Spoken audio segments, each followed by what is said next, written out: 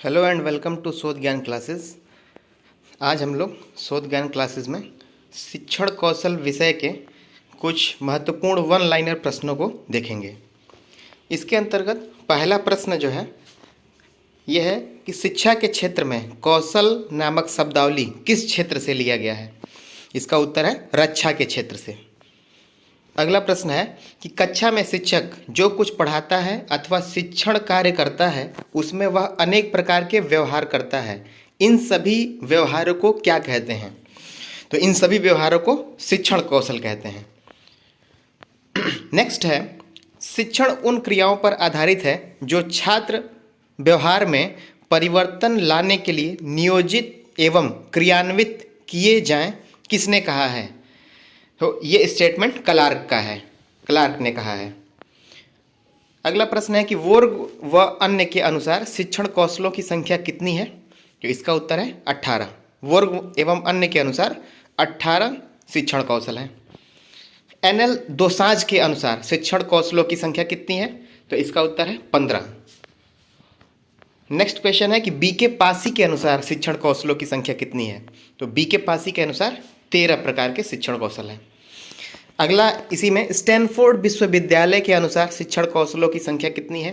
तो स्टैनफोर्ड विश्वविद्यालय के अनुसार शिक्षण कौशलों की संख्या 18 है।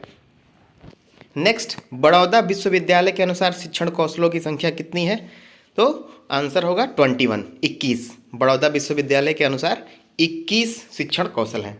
कैलिफोर्निया विश्वविद्यालय के अनुसार शिक्षण कौशलों की संख्या, तो इसका उत्तर है 18। कैलिफोर्निया विश्वविद्यालय के अनुसार 18 शिक्षण कौशल हैं। डीडब्ल्यू एलन तथा रयान के अनुसार शिक्षण कौशलों की संख्या कितनी है? तो इसका आंसर है 14। डीडब्ल्यू एलन तथा रयान के अनुसार 14 शिक्षण कौशल है। नेक्स्ट, प्रश्नों का पूर्व ज्ञान से संबंध किस कौशल का घटक है? तो इसका उत्तर है प्रस्तावना कौशल। प्रस्तावना कौशल में क्या किया जाता है? छात्र के पूर्व ज्ञान से संबंधित प्रश्नों को पूछा जाता है, तो पूर्व ज्ञान से संबंध प्रस्तावना कौशल का है। नेक्स्ट, छात्रों में विषय के प्रति जिज्ञासा उत्पन्न करना किस कौशल का काम है? तो इसका उत्तर भी है प्रस्तावना कौशल। छात्रों से जब प्रस्तावना के प्रश्न पूछे जाते हैं, कुछ प्रश्नों का वो जवाब देते हैं, तो इससे उनकी उस विषय में, उस प्रकरण में रुचि उत्पन्न होती है। ये प्रस्तावना कौशल ही करता है। नेक्स्ट, किस कौशल के माध्यम से छात्रों के पूर्व ज्ञान का आकलन किया जाता है? तो इसका उत्तर भी होगा प्रस्तावना कौशल। प्रस्तावना कौशल में जो प्रश्न पूछे जाते हैं, इससे छात्रों के पूर्व ज्ञान के बारे में पता चलता है। किस कौशल में, अगला प्रश्न है कि किस कौशल में बच्चों से प्रकरण निकलवाने के बाद प्रकरण लिखते हैं? तो आंसर है प्रस्तावना कौशल। प्रस्तावना कौशल में जब छात्रों से प्रश्न पूछा जाता है और जब जिस बिंदु पर, जिस पॉइंट पर समस्यात्मक स्थिति उत्पन्न होती है, वही हमारा प्रकरण होता है। कुछ इस प्रकार से हमको अपने प्रस्तावना कौशल को मैनेज करना चाहिए। अगला प्रश्न है कि कथनों एवं प्रश्नों में श्रृंखलाबद्धता किस कौशल का घटक है? तो इसका भी उत्तर है प्रस्तावना कौशल। प्रस्तावना कौशल के जो प्रश्न पूछे जाते हैं, उनमें, उन प्रश्नों में क्रमबद्धता या श्रृंखलाबद्धता होनी चाहिए कि पहले प्रश्न का जो उत्तर आया, उस उत्तर से ही अगला प्रश्न शुरू हो। इस प्रकार से श्रृंखलाबद्धता प्रस्तावना कौशल का है। अगला प्रश्न है कि श्यामपट्ट पर लिखते समय कितने डिग्री का कोण बना कर लिखना चाहिए? तो इसका उत्तर है 45 डिग्री, 45 डिग्री का कोण बनना चाहिए। ये क्यों आवश्यक है? श्यामपट्ट पर जब 45 डिग्री के कोण पर शिक्षक खड़ा होता है, तो एक तरफ वह, उसकी नज़र ब्लैक बोर्ड पर होती है, बोर्ड पर होती है, और उसकी दूसरी नज़र अपने छात्रों पर होती है। इससे वह अपने कक्षा को सुव्यवस्थित करने में, मैनेज में और कक्ष के प्रबंधन में वो सहायक होता है। अगला प्रश्न है कि श्यामपट्ट कार्य करते समय बोल कर लिखना चाहिए। इससे किस प्रकार के बच्चों को फायदा होता है? तो इससे जिस बच्चे को कम दिखाई देता है, इसका आंसर होगा कि जिस बच्चे को कम दिखाई देता है उस बच्चे को इससे फायदा होगा। श्यामपट्ट पर लिखते समय अध्यापक को बोलते रहना चाहिए। कई बार ऐसा होता है कि कुछ बच्चे कुछ चीज़ों को नहीं समझ पाते हैं, नहीं देख पाते हैं, जिनको कम दिखाई पड़ता है, या फिर किसी को कोई कन्फ्यूजन होती है किसी वर्ड्स में, तो वह क्या करता है कि जब अध्यापक बोल रहा होता है तो उससे वह ये गेट इट कर लेता है, ये समझ जाता है कि क्या लिखना है। अगला प्रश्न है कि शिक्षण कौशलों का विकास मुख्यतः किस पर आधारित होता है? तो शिक्षण कौशलों का जो विकास है वो सब मनोवैज्ञानिक सिद्धांत है। जितने शिक्षण कौशल है वो मनोवैज्ञानिक सिद्धांतों पर आधारित होते हैं। कुछ मनोविज्ञान, कुछ साइकोलॉजी होती है, उसके आधार पर ही शिक्षण कौशलों का विकास किया जाता है। अगला प्रश्न है कि नए ज्ञान को पूर्व ज्ञान से जोड़ने वाला कौशल कौन सा है? तो इसका उत्तर भी है प्रस्तावना कौशल। छात्र पूर्व ज्ञान को कुछ जानता रहता है और उसमें नए आने वाले ज्ञान को उसी के साथ जोड़ दिया जाता है प्रस्तावना कौशल में। अगला प्रश्न है, किसने कहा कि प्रश्न सबसे अच्छा उत्तेजक है और यह शिक्षक को शीघ्र उपलब्ध हो जाता है? यह स्टेटमेंट जो है कॉल्विन का है, कॉल्विन का स्टेटमेंट है। नेक्स्ट है, किसने कहा कि प्रश्न आदत कौशल स्तर के बाहर समस्त शैक्षिक क्रिया की कुंजी है?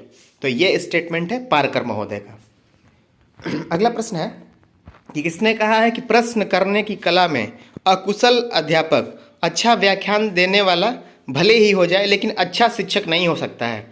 तो ये स्टेटमेंट भाटिया का है, यह स्टेटमेंट भाटिया ने दिया है। ठीक है, अगर कोई शिक्षक है जो बहुत अच्छा व्याख्यान, बहुत अच्छा लेक्चर दे सकता है, लेकिन यदि वो प्रश्न करने की कला में कुशल नहीं हो, छात्रों से प्रश्न पूछने में वो सक्षम नहीं हो, उसकी स्किल इस मामले में डेवलप नहीं हो, तो वो कितना भी अच्छा लेक्चर दे ले, वो एक अच्छा शिक्षक नहीं हो सकता है। यह स्टेटमेंट भाटिया ने दिया है, भाटिया महोदय का स्टेटमेंट है। अगला प्रश्न है कि प्रश्नीकरण कौशल का उद्देश्य क्या है? तो इसका आंसर है छात्रों के पूर्व ज्ञान का पता लगाना। अगला प्रश्न है कि रिस्क ने मानसिक प्रक्रिया के आधार पर प्रश्नों को कितने भागों में बांटा है? तो इसका आंसर है कि 2 भागों में बांटा है। एक स्मृति आधारित प्रश्न होते हैं और एक विचारात्मक प्रकार के प्रश्न होते हैं। ये 2 भागों में बांटा है रिस्क महोदय ने। नेक्स्ट अगला क्वेश्चन है कि आलोचनात्मक सजगता किस कौशल का घटक है? तो आंसर है अनुशीलन कौशल। आलोचनात्मक सजगता जो है वो अनुशीलन कौशल का घटक है। अगला प्रश्न है कि अनुशीलन कौशल के किस घटक में क्यों और कैसे का प्रश्न करते हैं? तो यह किस घटक में? आंसर है इसका आलोचनात्मक सजगता। अनुशीलन कौशल के अंतर्गत जब क्यों और कैसे का प्रश्न पूछा जाता है तो उसको आलोचनात्मक सजगता कहते हैं। नेक्स्ट है कि अनुशीलन कौशल को अन्य किस नाम से जानते हैं? तो इसका नाम है खोजपूर्ण कौशल। अनुशीलन कौशल को खोजपूर्ण कौशल के नाम से भी जानते हैं। अगला प्रश्न है कि प्रस्तावना कौशल को किस अन्य नाम से जानते हैं? तो इसका आंसर है विन्यास प्रेरणा कौशल के नाम से। नेक्स्ट, पुनः केंद्रीकरण किस कौशल का घटक है?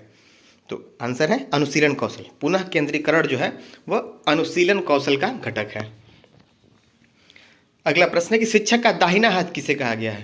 तो इसका उत्तर है श्यामपट्ट। शिक्षक का दाहिना हाथ श्यामपट्ट को कहा जाता है। शिक्षक का सच्चा मित्र किसे कहा गया है? तो इसका उत्तर भी होगा श्यामपट्ट। शिक्षक का सच्चा मित्र भी श्यामपट्ट को ही कहा गया है। नेक्स्ट है कि ग्रहण अथवा रिसीविंग का संबंध शैक्षिक उद्देश्यों के किस वर्गीकरण से है? तो हम लोगों ने पहले भी मनोविज्ञान की क्लास में यह पढ़ा था कि ग्रहण अथवा रिसीविंग का जो संबंध है वह भावात्मक उद्देश्य है। ठीक है, अधिगम का कैसा उद्देश्य है? वो भावात्मक उद्देश्य है। 3 प्रकार के उद्देश्य हम लोगों ने पढ़ा था, ज्ञानात्मक, भावात्मक और क्रियात्मक। तो हमने भावात्मक में पढ़ा था आग्रहण, प्रतिक्रिया, अनुमूल्यन, संगठन, यह सब भावात्मक उद्देश्य से आते हैं। अगला है कि श्यामपट्ट कार्य करते समय 2 पंक्तियों के बीच दूरी कितनी होनी चाहिए? तो इसका आंसर है श्यामपट्ट कार्य करते समय 2 पंक्तियों के बीच समान दूरी होनी चाहिए। यदि हमने बहुत सारी लाइनें लिखी हैं, बहुत सारी पंक्तियां लिखी हैं, तो हर 2 पंक्तियों के बीच में एक समान दूरी होनी चाहिए, ज़्यादा या कम नहीं होना चाहिए। अगला प्रश्न है कि श्यामपट्ट किस प्रकार की सहायक सामग्री है?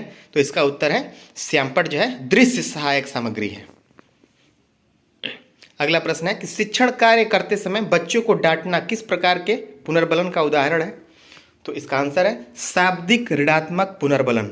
शाब्दिक ऋणात्मक पुनर्बलन, बच्चों को डांटा जा रहा है, डांटना ऋणात्मक प्रकार का पुनर्बलन हो गया, और डांटते समय शब्दों का प्रयोग किया जाता है, इसलिए यह शाब्दिक ऋणात्मक पुनर्बलन होगा। अगला प्रश्न है कि छात्र द्वारा सही उत्तर प्राप्त करने पर सिर हिलाकर अपनी स्वीकृति प्रदान करना किस प्रकार के पुनर्बलन का उदाहरण है? तो इसमें सिर हिलाने में किसी प्रकार के शब्दों का प्रयोग नहीं किया गया, इसलिए यह अशाब्दिक है। और स्वीकृति प्रदान की गई या उसको पॉजिटिविटी दी गई, इसलिए यह धनात्मक पुनर्बलन है। तो आंसर होगा अशाब्दिक धनात्मक पुनर्बलन। अगला प्रश्न है कि पुनर्बलन कितने प्रकार के होते हैं। तो पुनर्बलन 2 प्रकार के होते हैं, धनात्मक और ऋणात्मक। आगे चलकर इन धनात्मक और ऋणात्मक में भी 2 अन्य प्रकार आ जाते हैं, शाब्दिक और अशाब्दिक। ठीक है, नेक्स्ट प्रश्न है, अगला क्वेश्चन, लिखावट की पंक्तिबद्धता एवं क्रमबद्धता किस कौशल का घटक है। तो इसका उत्तर होगा श्यामपट्ट लेखन कौशल, श्यामपट्ट लेखन कौशल। अगला प्रश्न है, पुनर्बलन कौशल को अन्य किस नाम से जानते हैं। तो इसको जानते हैं प्रबलन कौशल के नाम से। जब हम लोगों ने सीएल हल के बारे में पढ़ा था तो ये पढ़ा था कि पुनर्बलन का सिद्धांत या प्रबलन का सिद्धांत या सबलीकरण का सिद्धांत या संपोषक सिद्धांत या चालक न्यूनता सिद्धांत सब एक ही नाम था। तो उसी प्रकार से शिक्षण कौशल में भी है, पुनर्बलन कौशल को ही प्रबलन कौशल के नाम से जानते हैं। इसको संपोषक कौशल भी कहा जा सकता है। अगला प्रश्न है कि शिक्षक की वह क्रियाएं या वह उद्दीपन जो छात्र को अनुक्रियाओं के लिए प्रोत्साहित करती है क्या कहलाती है। इसका उत्तर है कि यह जो क्रिया है यह कहलाती है पुनर्बलन।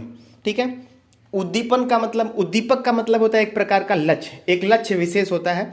और अनुक्रिया का मतलब होता है उस लक्ष्य को प्राप्त करने के लिए जो क्रिया की जाती है। उद्दीपक को प्राप्त करने के लिए जो क्रिया होती है वही अनुक्रिया कहलाती है। तो इसके लिए प्रोत्साहन का कार्य करता है शिक्षक। क्या करता है प्रोत्साहन के लिए? पुनर्बलन देता है। अगला प्रश्न है कि शाब्दिक धनात्मक पुनर्बलन के कुछ उदाहरण। तो शाब्दिक शब्दों के द्वारा और धनात्मक पॉजिटिविटी लाने के लिए क्या होगा, जैसे छात्रों को बोला जाए शाबाश, बहुत अच्छा, एक्सीलेंट, उत्तम, अति उत्तम इत्यादि, यह सब शाब्दिक धनात्मक पुनर्बलन के उदाहरण है।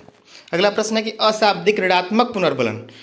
तो अशाब्दिक मतलब शब्दों का प्रयोग नहीं करना है, ऋणात्मक मतलब निगेटिव कमेंट देना है उसको। तो क्या हो सकता है? गुस्सा भरी निगाहों से देखना, घूरना, सिर हिलाकर मना करना इत्यादि। अगला प्रश्न है कि ऑपरेशन ब्लैक बोर्ड कार्यक्रम कब चलाया गया। तो ऑपरेशन ब्लैक बोर्ड कार्यक्रम जो है सन 1986 के शिक्षा नीति में, राष्ट्रीय शिक्षा नीति 1986 में जो आई थी उसके अंतर्गत ऑपरेशन ब्लैक बोर्ड चलाया गया था। अगला प्रश्न है कि किसने कहा कि कोई परिस्थिति, घटना अथवा वातावरण में परिवर्तन से यदि विद्यार्थियों के व्यवहार में परिवर्तन होता है तो उसे उद्दीपन कहते हैं।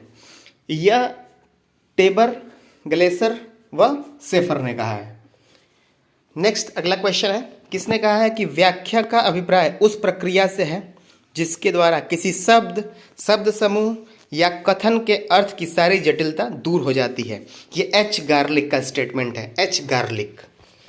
अगला प्रश्न है कि एनसीईआरटी ने अपनी पुस्तक टीचर एजुकेशन करिकुलम में शिक्षण हेतु आवश्यक कुल कौशलों की संख्या कितनी बताई है। तो एनसीईआरटी की जो पुस्तक टीचर एजुकेशन की है उसमें शिक्षण के लिए जो आवश्यक कौशल है उनको सात प्रकार के कौशलों को बताया गया है एनसीईआरटी द्वारा। 7 प्रकार के कौशल। अगला प्रश्न है कि सेट इंडक्शन स्किल किसे कहा जाता है। तो इसका आंसर है इंट्रोडक्शन स्किल को। इंट्रोडक्शन स्किल को ही सेट इंडक्शन स्किल भी कहा जाता है। अगला है कि उद्देश्य कितने प्रकार के होते हैं। उद्देश्य 2 प्रकार के होते हैं, एक शैक्षिक उद्देश्य और एक शिक्षण उद्देश्य। ठीक है, शैक्षिक उद्देश्य मतलब छात्रों के अंदर कौन कौन से आप शैक्षिक भाव को उत्पन्न करना चाहते हैं, और शिक्षण का, आप शिक्षण कार्य कर रहे हैं तो उस शिक्षण का क्या उद्देश्य है। तो दोनों अलग अलग प्रकार हैं उद्देश्य के। शैक्षिक उद्देश्यों का वर्गीकरण। अगला प्रश्न है कि शैक्षिक उद्देश्यों का वर्गीकरण क्या कहलाता है। तो जो शैक्षिक उद्देश्यों का वर्गीकरण है उसको टेक्सोनॉमी के नाम से जानते हैं, उसको बोलते हैं टेक्सोनॉमी।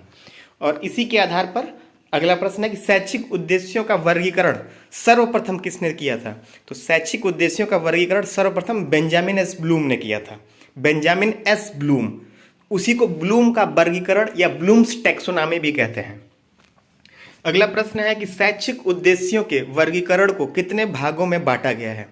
तो इसका आंसर है 3 भागों में, ज्ञानात्मक, भावात्मक या मनोचालक, साइकोमोटर, या इसी को क्रियात्मक उद्देश्य बोलते हैं। ठीक है, 3 प्रकार के शैक्षिक उद्देश्य हैं और ये तीनों प्रकार के जो शैक्षिक उद्देश्य हैं किसके द्वारा दिए गए हैं। तो बीएस ब्लूम के द्वारा दिए गए हैं। ज्ञानात्मक उद्देश्य को कितने भागों में बांटा गया है? अब उसके बाद जो ये 3 प्रकार शैक्षिक उद्देश्य के ब्लूम ने बांटे हैं, ज्ञानात्मक, भावात्मक और मनोचालक, उसमें ज्ञानात्मक में भी 6 प्रकार के हैं। तो अगला प्रश्न में यही है, ज्ञानात्मक उद्देश्य को कितने भागों में बांटा गया है? तो उत्तर है 6 भागों में।